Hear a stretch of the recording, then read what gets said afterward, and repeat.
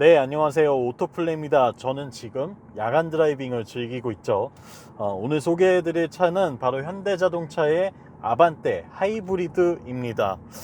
기존의 아반떼가 상당한 호평을 받으면서 시장에 성공적으로 안착을 했어요. 그리고 두 번째 라인업인 아반떼 하이브리드가 등장을 했죠. 기존의 아반떼보다 좀 더 효율성을 높이고 친환경적으로 다가오면서 동시에 연비까지 아주 경제적인 모델이라고 이야기할 수 있겠습니다. 과연 이 아반떼 하이브리드가 기존의 아반떼와 비교해서 어떤 매력을 더 가지고 있는지, 그리고 또 어떤 점이 아쉬운지 저와 함께 알아보시겠습니다. 일단 외관에서 봤을 때 느껴지는 차이는 없어요.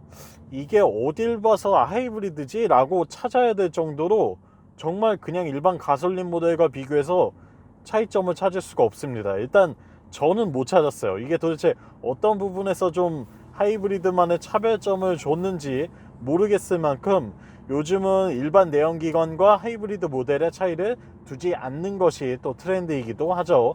예전에는 과하게 막 나 하이브리드야, 나 친환경차야, 이렇게 과하게 포장하고 과시하는 듯한 효과를 많이 줬었는데, 이제는 그런 모습은 전혀 찾아볼 수가 없습니다. 상당히 자연스러운 아반떼의 온전한 그 디자인 그대로를 하이브리드 모델에서도 누릴 수 있도록 차이를 두지 않고 만들었고요.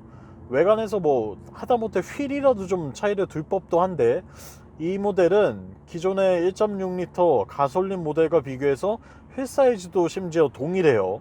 그러니까 더 이상 눈에 보이는 스펙 차이로 과시를 하지 않겠다는 게 분명해진 것 같습니다. 어떤 방향으로 이 차를 가지고 이끌고 나가고 있는지 현대자동차가 주도하는 방향을 느낄 수 있게 되었어요. 외관은 전반적으로 상당히 완성도가 높습니다. 누가 봐도 저 차 이쁘네, 잘 나왔다, 이번 아반떼 괜찮던데 라는 이야기를 상당히 많이 하실 정도로 정말 여러 부분에서 만족스러운 점이 많아요. 세련되기도 했고, 또 동시에 뭔가 저렴해 보이지 않으면서도 또 멋스러운 느낌까지 같이 전해주고 있거든요. 전반적으로 사실 남녀노소 누구나 타도 어울릴 법한 그런 아주 보편적인 구성을 가지고 있다고 이야기할 수 있겠어요. 네, 트렁크 공간도 사실 예전에 하이브리드 모델 하면 뭔가 배터리 때문에 트렁크가 작아지지 라고 생각했었는데, 이제는 그런 게 없습니다. 제가 한번 트렁크를 열어봤더니 전혀 차이가 없어요. 기존의 가솔린 모델들과 비교해서 전혀 차이를 주지 않고 있습니다. 사실 친환경 차를 선택하는 데 있어서 좀 큰 걸림돌 중 하나가 바로 이 트렁크 공간이었죠. 예전에는 그랬는데 이제 그런 게 없더라고요. 그리고 실내를 들어와 보시면 이 실내에서도 하이브리드 모델이라고 해서 느껴지는 차이는 단 하나, 이 클러스터 뿐입니다. 계기판에 오른쪽에 타코미터가 RPM이 표시되지 않고 에코 게이지로 표시되는 것 외에는 이 차가 어떻게 하이브리드라는 거야? 라고 생각이 들 정도로 전혀 차이를 두지 않고 있어요. 그만큼 기존의 실내 인테리어 디자인 완성도가 높았다는 이야기가 되기도 하겠죠. 더 이상 손댈 곳이 없습니다. 이 가격대에 이만한 사이즈를 가진 차를 만드는데 이보다 나은 디자인은 없을 것 같아요. 이건 모두가 인정하실 것 같아요. 사실 지금의 아반떼는 정말 완성도가 높아졌죠.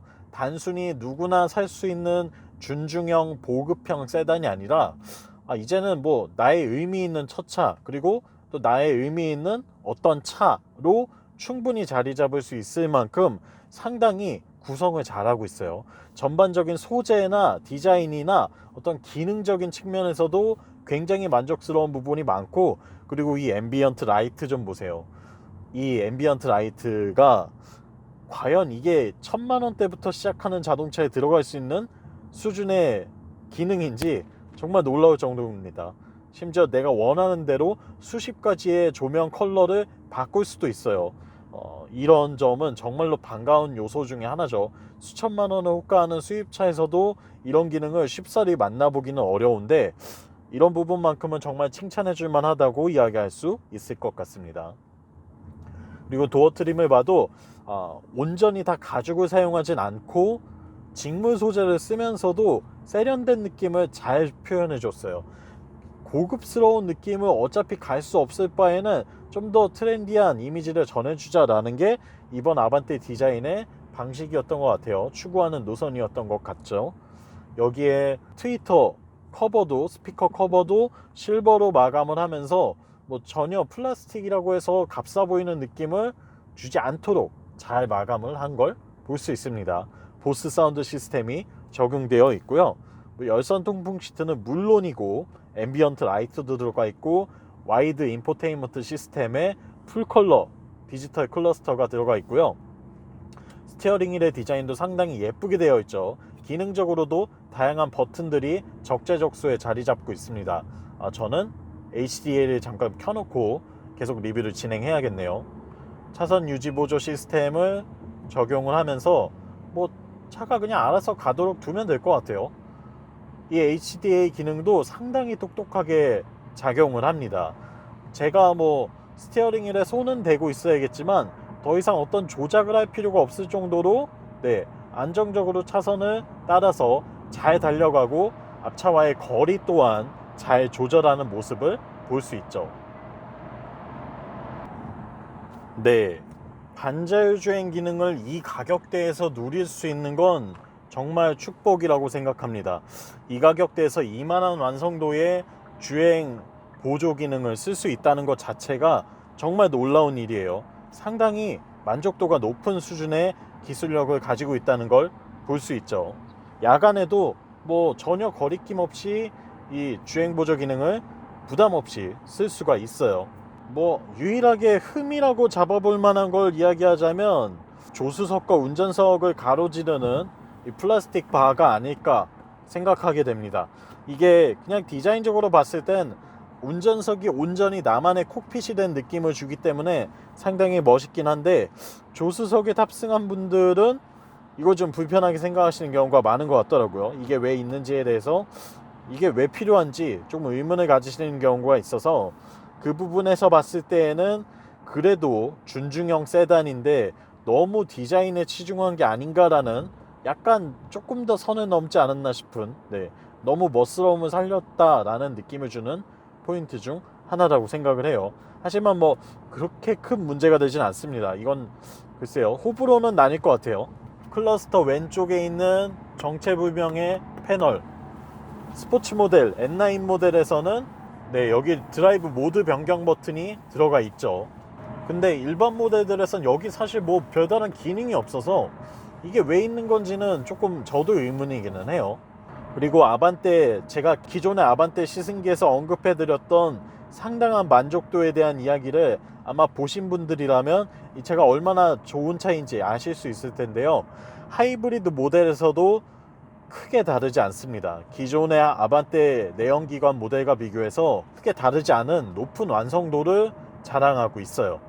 그렇다면 이 높은 완성도를 자랑한다는 아반떼, 과연 퍼포먼스 측면에서는 어떤지도 좀 이야기를 해드려야 되겠죠. 일단은 아반떼 하이브리드는 1600cc 가솔린 엔진에 전기 모터를 더해서 엔진의 최고 출력은 약 105마력, 그리고 모터의 최고 출력이 약 40마력 정도 됩니다. 둘이 합치면 합산 출력 기준으로는 150마력이 조금 못 미치는 수준의 최고 출력을 가지고 있죠. 기존의 1.6L 가솔린 모델이 120마력대의 최고 출력을 가진 거에 비해서는 한 20마력 정도 더 높다고 생각하시면 되는데요. 사실 뭔가 체감되는 성능의 차이는 크게 없습니다. 이게 고성능을 위한 게 아니라 조금은 친환경을 위한 모델이기 때문에 가속감에서 이렇다 할 변화가 느껴지지는 않아요.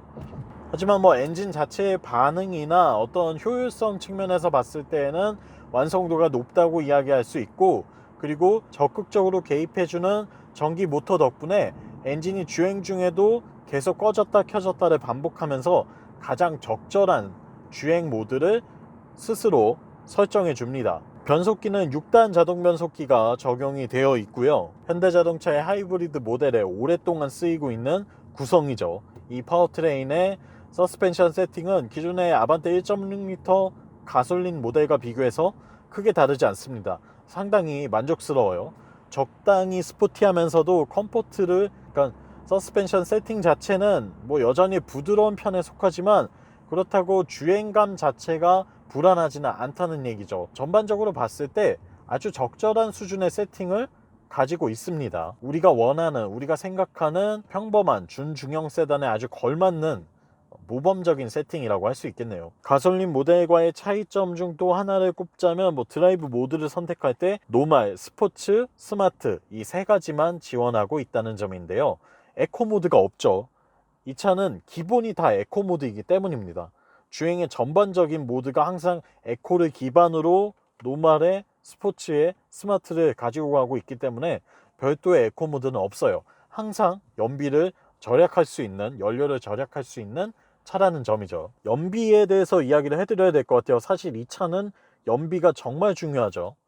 제가 이 차를 타고 있는 동안 리터당 23.9km를 기록하고 있습니다. 진짜 대단한 수준의 연비죠. 물론 요즘은 연비 좋은 차들이 많이 나와서 어느 정도 상향 평준화 되긴 했지만 그럼에도 불구하고 이 정도 수준의 연비는 정말 만족스러운 수치입니다. 연비가 진짜 좋은 거예요. 그럴만도 한 게 지금도 전기 모터만으로 차가 주행하고 있어요.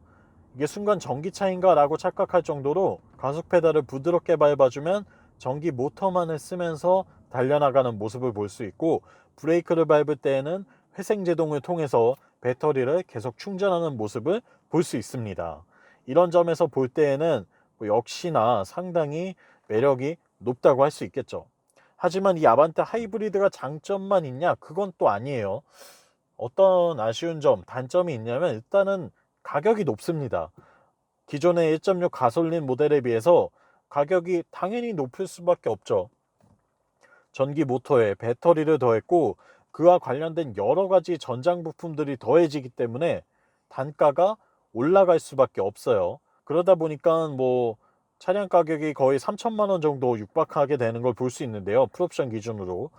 이런 점은 조금 아쉽기는 하지만 내가 하이브리드를 누려야겠다라고 하는 분이라면 어쩔 수 없이 당연히 지불해야 되는 대가이겠죠. 그럼 이 하이브리드를 모두가 다 사야 되냐? 그건 또 아닙니다. 제가 볼 때에는 하이브리드가 필요한 분들에게는 정말 좋은 선택일 수 있겠지만 굳이 필요하지 않다면 일부러 높은 가격을 주면서 이 차를 살 필요는 없을 것 같아요. 아반떼 1.6 가솔린의 완성도가 이미 너무 높고 그 차의 연비도 상당히 좋은 수준이기 때문에 주행거리가 그리 많지 않거나 혹은 고속도로 주행만이 많은 분이라면 글쎄요, 하이브리드를 꼭 사실 필요가 있을까요? 이 하이브리드를 구매하셔야 되는 분들은 일단 주행거리가 연 2만 킬로미터 이상이신 분들, 그리고 시내 주행이 상당히 많으신 분들, 이런 분들에게 적합합니다.